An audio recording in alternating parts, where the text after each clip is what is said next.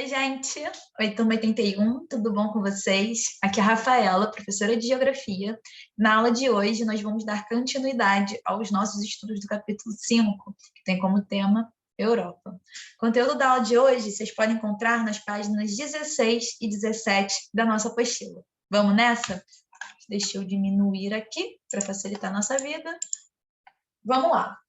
Nesse capítulo, galera, estamos nos dedicando, a estudar a Europa, principalmente aspectos físicos, começamos o capítulo falando sobre o quadro natural da Europa de maneira geral, e depois nós fomos nos aprofundando em aspectos específicos.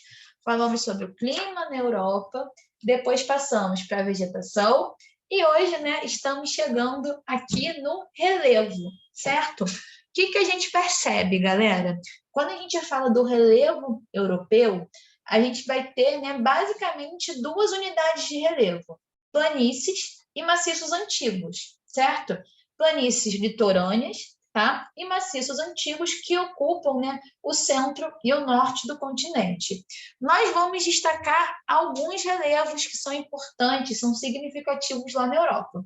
Primeiro, são os Pirineus, tá? Os Pirineus, eles se localizam ali entre a França e a Espanha, e a sua altitude chega a atingir 3.000 metros, ou seja, ele é bem alto, tá? Os Alpes, ele vai estar ali presente na França, na Itália, na Alemanha, na Suíça, na Áustria, ou seja, vai passar, por alguns países europeus, e o ponto mais alto é o Monte Branco, conhecido também como Mont Blanc, com mais de 4.800 metros. Inclusive, galera, essa foto aí, belíssima, que está no nosso slide, ela é dos Alpes suíços, aqui no caso, a parte do Alpe que está presente lá na Suíça. Nós também temos, os Apeninos, que vão estar localizados lá na Itália, e os Apeninos, eles vão ter uma característica peculiar, que é a presença de vulcões, certo? Sendo alguns deles ativos. Nós temos também os Cárpatos, presentes ali na Eslováquia, Polônia, Ucrânia e Romênia. Nos Cárpatos, nós vamos ter, as maiores populações europeias de ursos pardos, lobos e linces. Ou seja, a gente vai ter uma fauna, bem diversificada, além da terça parte de todas as espécies vegetais da Europa. Ou seja, os Cárpatos, vai ter um valor aí natural muito grande. Depois a gente vai ver o Cáucaso, O Cáucaso, ele vai estar localizado ali entre o Mar Negro e o Mar Cáspio, tá? Nos territórios da Rússia, Geórgia, Armênia e também do Azerbaijão. O Cáucaso é uma região, uma das regiões, uma das fronteiras entre a Europa e a Ásia, tá? Ele também vai se destacar por possuir jazidas de metais não ferrosos e também de petróleo, que é esse recurso mineral extremamente valorizado e necessário, para o desenvolvimento da sociedade nos dias atuais. Depois nós temos, os montes Elbrus, lá na Rússia, que tem uma elevação maior, A gente está falando de 5.642 metros de altitude. Vai ser o ponto culminante da Europa, tá? A gente falou, aqui sobre a presença de maciços antigos lá na Europa, mas o que são esses maciços antigos? Basicamente, são uma das primeiras formações rochosas da Terra, por isso que eles são chamados de antigos, certo? Vão possuir, uma resistência maior à erosão e vão possuir seus topos, os cumes mais arredondados. Além disso, é importante que a gente destaque, quando a gente fala de relevo, a gente falou aqui sobre terras emersas, aquelas, que ficam acima do nível dos oceanos, tá?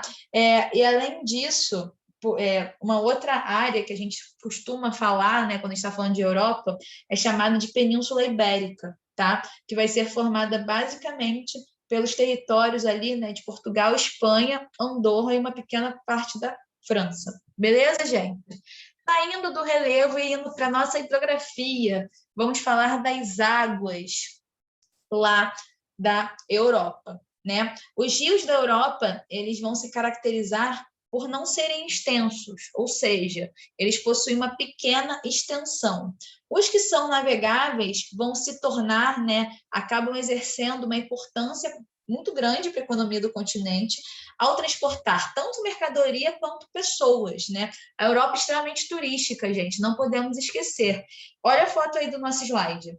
Dá para entender, né, por que as pessoas se deslocam através dos rios e o potencial, né, que eles têm. Mas vamos destacar alguns rios da Europa. Primeiro é o Rio Reno, certo?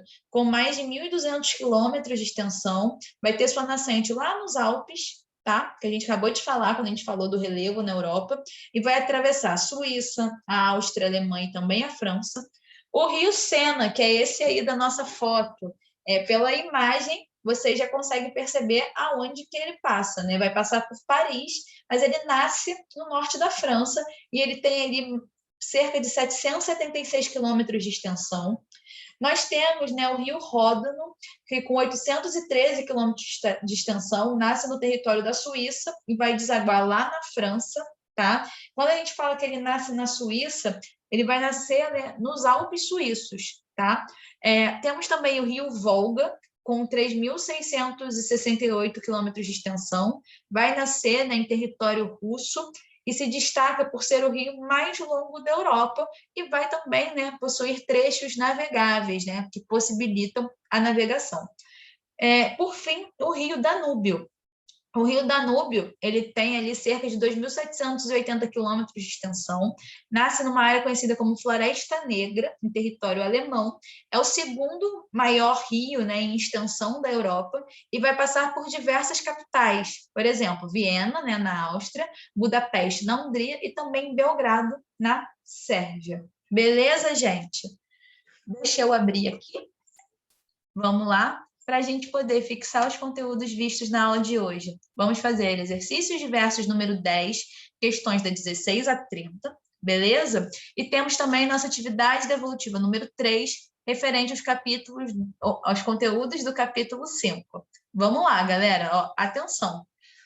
Vocês devem fazer uma breve pesquisa sobre um dos rios que nós vimos na aula de hoje. Ou seja, escolhe um rio para fazer a pesquisa. Pode ser Rio Reno, ou o Rio Sena, ou o Rio Ródano, ou o Volga, ou o Danúbio. Pega apenas um para fazer a nossa pesquisa, certo? Ilustrações são fundamentais, ou seja, elas fazem parte da nossa avaliação, não esqueçam. E o nosso critério que vai ser que a pesquisa de vocês tem que ter no mínimo uma página, tá bom? Atentem-se a essas instruções, gente, para poder, né, fazer o que está sendo pedido, tá bom? Além disso, caprichem. A gente fica por aqui. Um beijo, se cuidem, até a próxima. Tchau, tchau.